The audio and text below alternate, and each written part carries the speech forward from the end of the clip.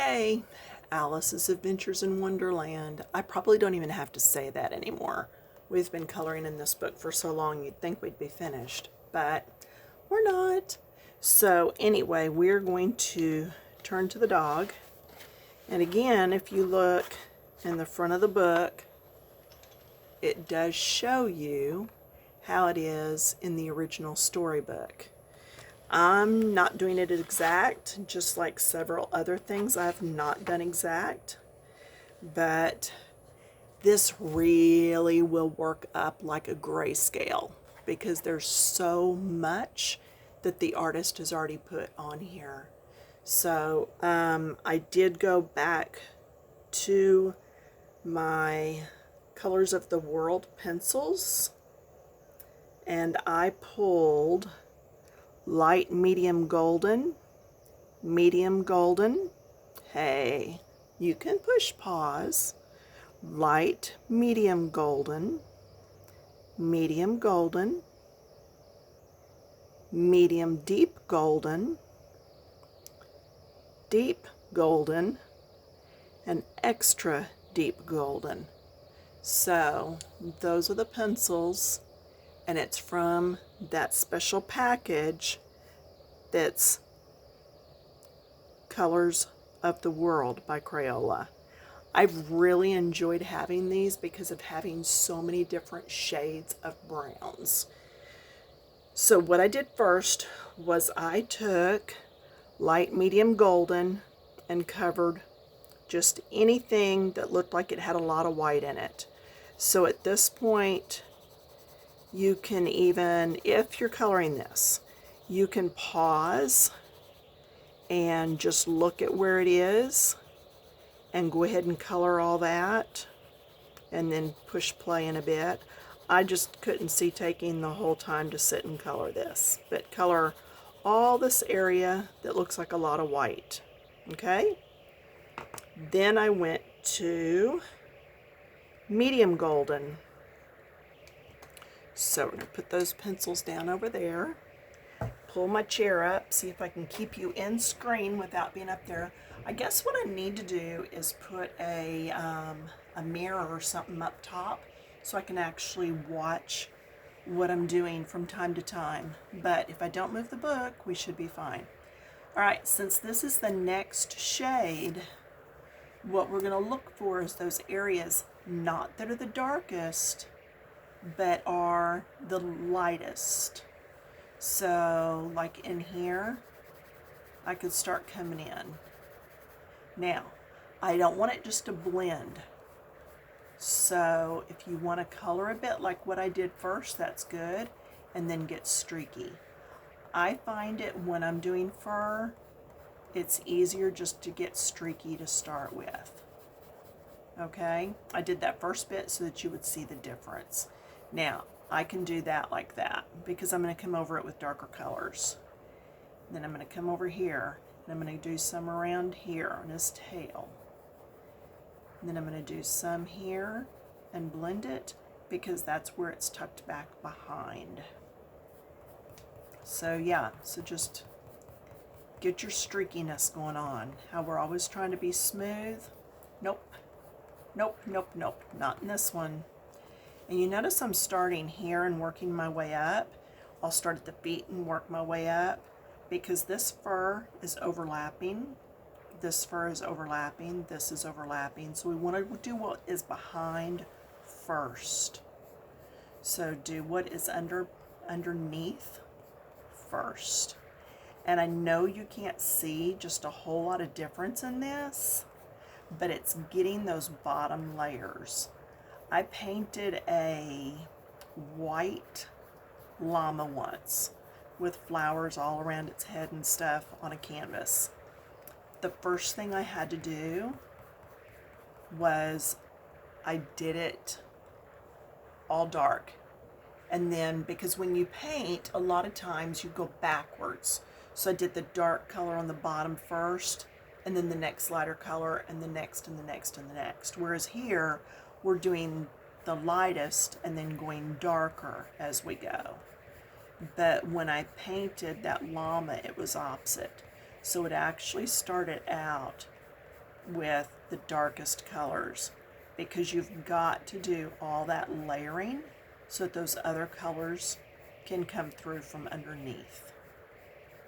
And hopefully the more you do animals with fur, the more you'll kind of see that. Now down here, I can actually just do some color in here just to make that a little darker, so that leaf is leaving a little bit of shadow down there on that paw. Okay? So, but yeah. Animals, they can be hard, but generally, if you're just putting fur in like this, go for it. Just go to town. I'm on my own on the side, been coloring Wizard of Oz. And Toto, oh my gosh, doing a black dog black and getting things to show up is not real easy, because black is just black. So you got to add lots of different shades of grays and stuff. And yeah, now that was a bit harder. It's like trying to paint a yellow rose. You have to use a certain amount of brown when you're doing yellow, just on the tips and stuff, just so that you can make out your lights and darks. Now I'm going to go this direction along here because that is lighter and I want to get that in. Remember, we did the leash back a while. I don't even know when it was. Like I said, my weeks are still running together a little bit. Was reading the Facebook feed for the minister that did Donnie's funeral. And he said, I think he was fixing to do another funeral, and he had already done 6 this month. And he's a small country town out in the country. So I was just like, oh my gosh, I can't imagine, you know, that many hurting people and having to do that many funerals. But it's truly a gift, truly a gift to be able to tell the people's stories and just put all that feels and comfort out there that they have to do. But anyway, enough on that. So this dog, yeah, I'm just going through. You can see I'm making it very choppy. You don't want it to be lined up like soldiers or like bricks on a house. You want to make sure some are longer, some are shorter. Make sure that some are heavier strokes, some are lighter strokes. That's how you're going to get your depth. So always remember, don't do the same thing over and over when you're doing animals. Make it changed up a little here and there. And like, you can't really tell right now a whole lot of difference between the 2 colors that I've done. Let me stand up and see what you're seeing. Look through the camera. Yeah, see, there's not just a huge difference. Oh, and another thing while I'm thinking about it, we do want this back here to be, can you see how careful I'm being? Not. We do want this a little darker because it's behind this, okay? Same thing on here. This is going to be darker because his face is over top. This bottom part of his face is going to be a little darker because his muzzle and everything is over the top. Anything that's coming out from under is going to be just a little darker. See, that is coming out from under this. This is going to have lots of dark down here. Down here. This is coming out of this area. His fur is kind of blowing open right there. Okay, let's go ahead and go to the next brown. Because that's the thing with the browns. When you're doing fur, you can always go back and forth between your colors. All right, medium deep golden.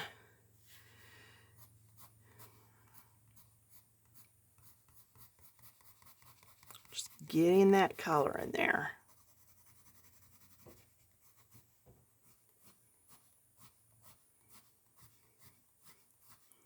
And I think you can see a difference between that right there and like this over here. Okay?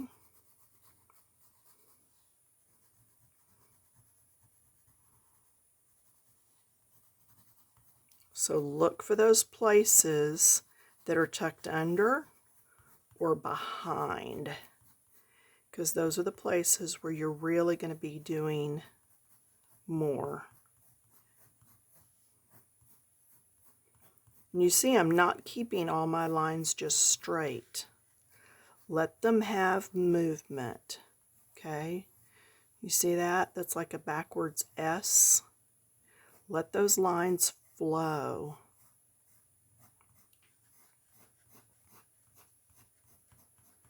I can have some down in here even though it's the darker color.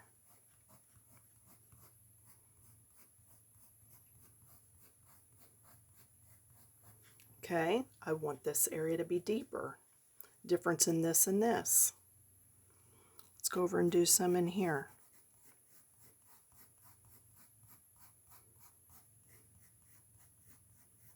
I'm actually taking that pencil, and if my hand is the piece of paper, I'm starting up here and then hitting and coming off.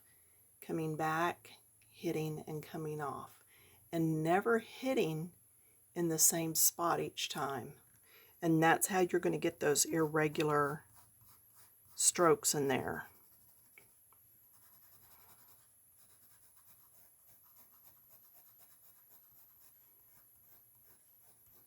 Okay. Just go for it. You're going to do fine. You really will. And you're going to see a big difference here in just a bit.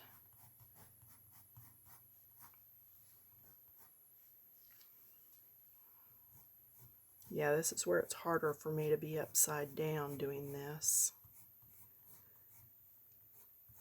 But that's okay. See, little choppies? Get some depth in there. And that's what these are. That's where I was saying it's a little harder upside down, but you can do it.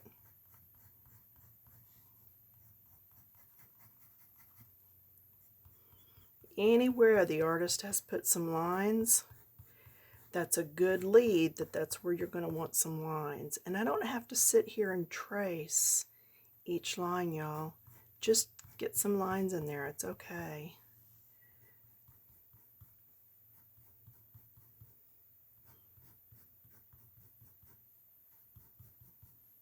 Just get your lines in there. You know, one of these days I'm going to remember to use my phone and take a before and after photo so you can see how much difference there really was in what we were doing.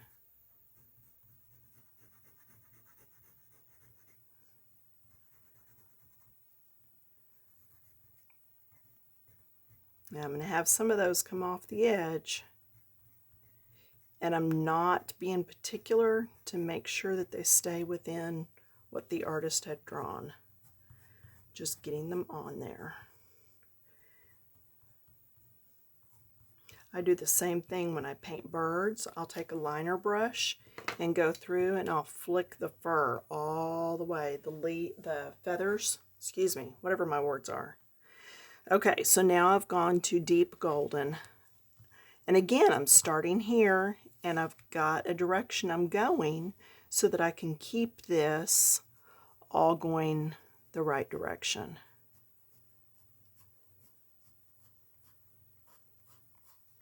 And see, it's just another shade.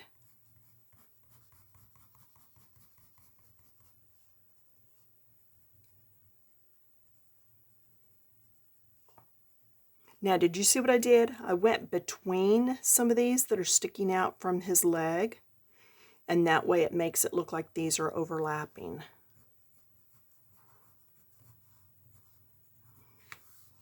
Okay, I'm going to come through here. Let me get these in. These will be a little shorter. The ones right through here, and then the next layer will be even shorter. These down here doesn't matter as much. Just want to get that color all in there. Anywhere where there's more gray, add more color. You know, we haven't done much down here yet. We're fixing to.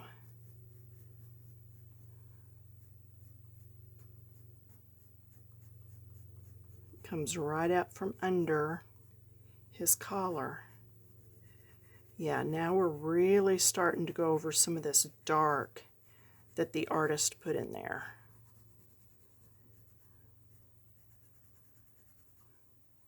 And now is when you can go ahead and take a few of these strands right over the top of that collar. Okay.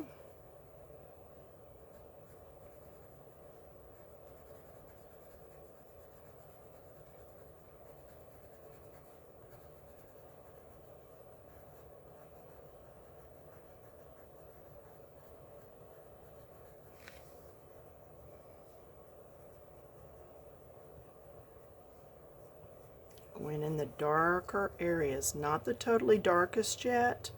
Actually, we can go ahead and do all this, and then when we come in with the darkest in a minute, it won't be as much to cover. So we're really kind of finishing everything on this pass. All these darker shades. Just really get those colors in there, the darks. Don't be afraid to really do some dark.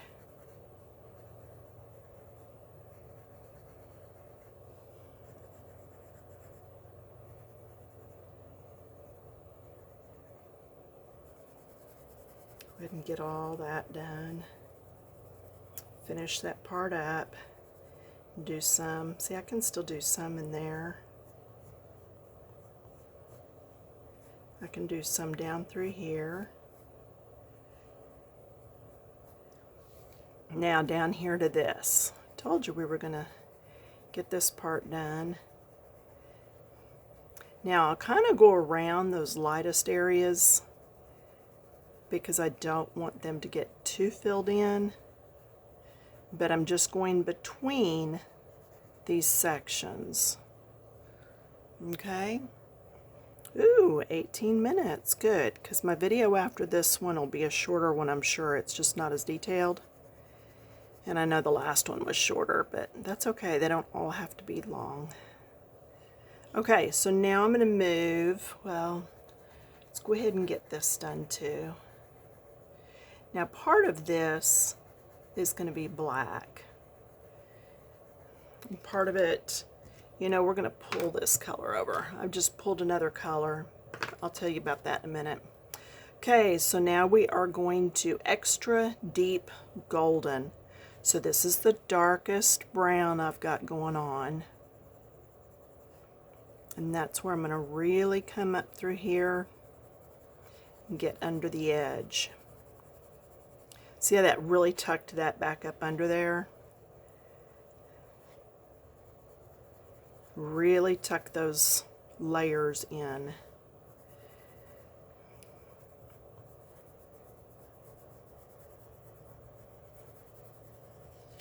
Okay, so now is where anything that's really the darkest. And it does, trust me, this does show up darker than the color I used right before. It may not show up as much for you because we're on camera, but for me right here it does. So don't worry about it if you can't see it. Trust me, it's there. So get your darkers in there. Get those darker bits going in.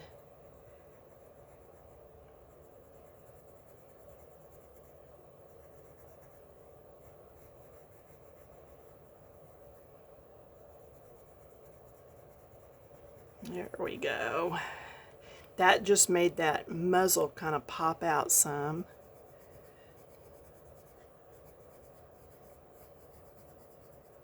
Darkest parts. Get them dark. The more layers you can get in there, the more depth you're going to have with your finished piece. And at some point, you've put enough layers on that you can't get any more on because all the tooth of the paper is filled. But till that happens, you can just keep adding. Okay? Now, I am going to add a color. This is cool gray. What I'm going to do with this is right across the gray area of his nose and that bottom lip. And what that does, and I guess I could do part of his eye, what that does is gives some color without it being black, but still doesn't let it be just another gray. You know what I mean? Now I am going to grab my black. There it is. It was over with my greens from Wizard of Oz. Nope, that's green. Black.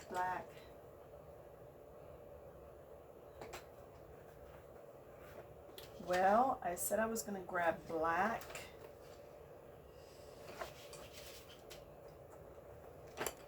We know not where black went. Oh, black is over here. Okay. So here's the black, and now what I'm going to do is I'm going to beef up this area in the nostril. See how it looks like it's set back in there now? It was starting to just look like it was just part of the blob. This is where we're going to actually be able to add a little bit of depth. Okay? Just be careful with it. You don't want to go overboard with your black. But like this right here, look how that just pushed that up in there. Okay? Watch this side. This down here, some black. It just made it hollow and go back in. Same thing down here at the very bottom, where we knew it was getting darker and darker. Just going to add some black. And now that area looks like it's tucked way down behind that grass, behind those flowers. And then lighter as I come up. Okay, see how that's tucked down in there now? I can do the same thing back here. I'm going to come along here. Just do some of this. I'm going to do some here because I want that tucked in behind there. Anywhere where you want something tucked, then you can add some of that black.